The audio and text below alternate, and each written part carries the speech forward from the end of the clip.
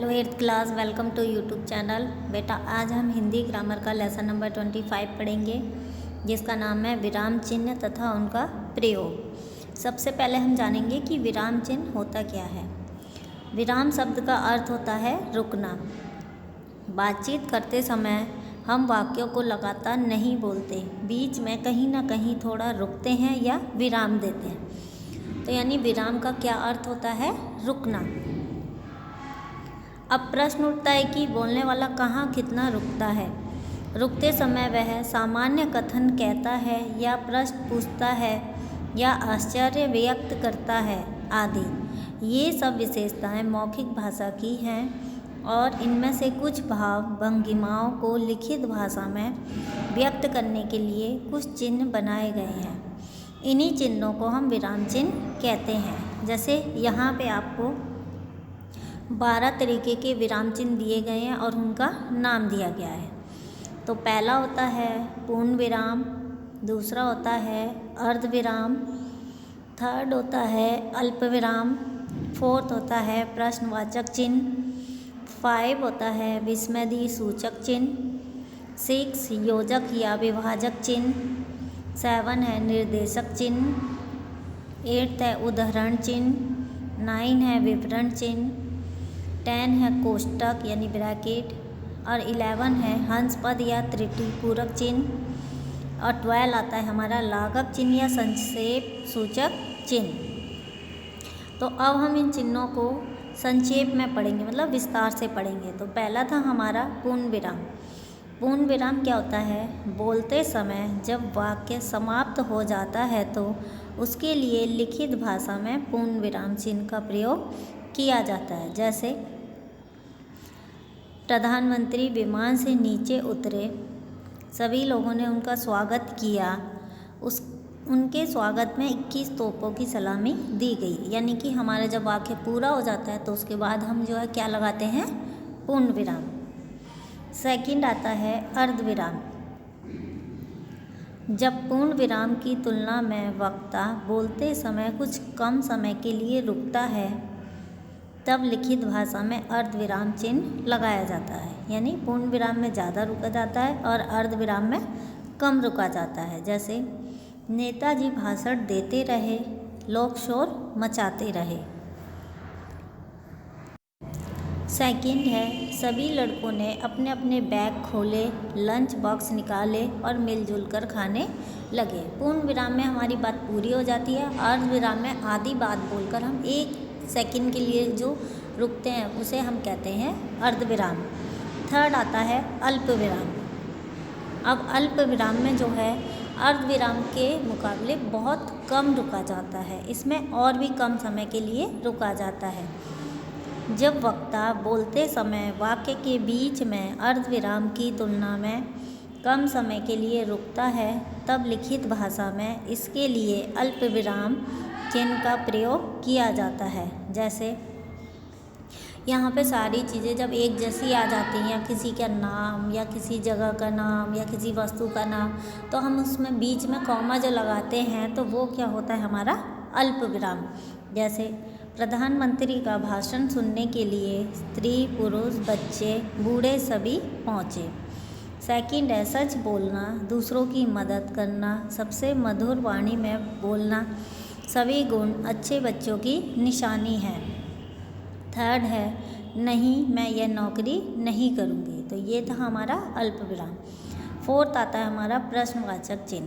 प्रश्नवाचक चिन्ह तो सभी जानते हैं, यानी क्वेश्चन मार्क।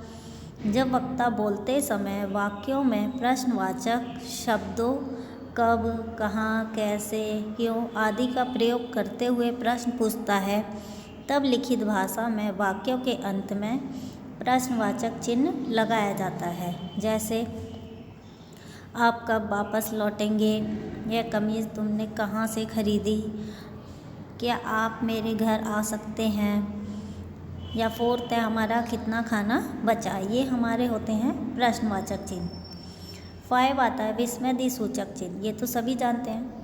विस्मय, आश्चर्य, घृणा, शोक, प्रसन्नता आदि भावों को व्यक्त करने वाले पदों, उपवाक्यों एवं वाक्यों के अंत में तथा संबंध बोधक संबोधन सूचक शब्दों के बाद लिखित भाषा में विस्मृति सूचक चिन्ह लगाए जाते हैं। जैसे अरे तुम आ गए, मतलब कि आगे जो चिन्ह लगाए जाते हैं वो होता है हमारा विस्मृति सूचक चिन्ह। ओ आज तो बहुत ठंड है, उसे चोट लग गई। दीपा तुम मेरे साथ चलो। उफ कितनी गर्मी है, कोई उसे बचाओ, वह पकड़ा गया। मदन तुम्हारी परीक्षा कब है। अब आता है 6 योजक या विभाजक चिन्ह। दो शब्दों को जब जोड़कर बोला जाता है या दो संयुक्त शब्दों को अलग अलग करके बोला जाता है तब लिखित भाषा में इनके लिए योजक विभाजक चिन्ह का प्रयोग किया जाता है। जैसे धीरे धीरे, अब ये दो एक जैसे शब्द हैं तो इसमें योजक चिन्ह लगाया जाता है। जल्दी जल्दी, लिखना पढ़ना, रोटी वोटी, दिन रात, माता पिता, इन शब्दों में योजक चिन्ह का प्रयोग किया जाता है। सेकंड है तुम सा ईमानदार या आप सा निष्ठुर या लक्ष्मण सा भाई। थर्ड है भूखा प्यासा, अच्छा बुरा, मोटा पतला आदि। 7 आता है निर्देशक चिन्ह। यह निर्देशक चिन्ह योजक चिन्ह जैसा ही होता है पर उससे थोड़ा अधिक लंबा। इसका प्रयोग किसी व्यक्ति के कथन को उद्धृत करने से पहले किसी वाक्यांश की व्याख्या करने के लिए या संवादों में किया जाता है। जैसे तुम मुझे खून दो, मैं तुम्हें आज़ादी दूंगा। ये किसने कहा था? सुभाष चंद्र बोस ने। तो इसमें जो हम निर्देशक चिन्ह का उपयोग करते हैं। पिता कहाँ जा रहे हो? बेटा अभी आता हूँ थोड़ी देर में। थर्ड है अच्छा इंसान बनो मेहनत से, लगन से और ईमानदारी से। 8 आता है हमारा उदाहरण चिन्ह। जब किसी व्यक्ति के कथनों का ज्यों का त्यों बताना होता है या उद्धृत करना होता है तब उदाहरण चिन्ह का प्रयोग किया जाता है। जैसे बाल गंगाधर तिलक ने कहा था, स्वतंत्रता हमारा जन्मसिद्ध अधिकार है। अध्यापक ने कहा था, मैं कल कक्षा नहीं लूँगा। सकर्मक क्रिया वह क्रिया जो कर्म की अपेक्षा करती है। 9 आता है हमारा विवरण चिन्ह। वाक्यांशों में जब कोई सूचना निर्देश देना हो तब लिखित भाषा में विवरण चिन्ह का प्रयोग किया जाता है। जैसे ध्वनियाँ 2 तरह की होती हैं, स्वर तथा व्यंजन। कर्म के आधार पर क्रिया के 2 भेद होते हैं, अकर्मक तथा सकर्मक। 10 आता है हमारा कोष्टक यानी ब्रैकेट। जब किसी कठिन शब्द का अर्थ बताया जाता है या विकल्प दिखाना होता है तब कोष्टकों का प्रयोग किया जाता है। जैसे गणित में इनका प्रयोग सबसे अधिक होता है। जैसे महात्मा गांधी जी को अंग्रेज़ों ने कैद किया तो देशवासी आंदोलन करने लगे।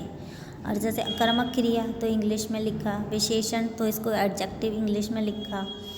अब आता है हमारा 11 हंस पद या त्रुटिपूर्वक गलतियाँ। जैसे लिखते समय जब कोई शब्द छूट जाता है तब हंस पद का चिन्ह लगाकर उस शब्द को ऊपर की ओर लिख देते हैं। जैसे मैं बच्चों को अपने घर ले गया, मैंने कुछ किताबें खरीदी हैं। 12 है लाघव चिन्ह या संक्षेप सूचक चिन्ह। जब किसी बड़े अंश को संक्षेप यानी विस्तार में बताना होता है तब लाघव चिन्ह का प्रयोग किया जाता है। जैसे बैचलर ऑफ आर्ट्स को हम क्या लिखेंगे? BA। डॉक्टर को D लिख देते हैं। आकस्मिक अवकाश को आ या अ। मास्टर ऑफ एजुकेशन को MEd। प्राकृतिक चिकित्सा को प्रा और ची। तो इसी के साथ ये चैप्टर ख़त्म होता है बेटा। आई होप आपको ये चैप्टर समझ आएगा। Thank you.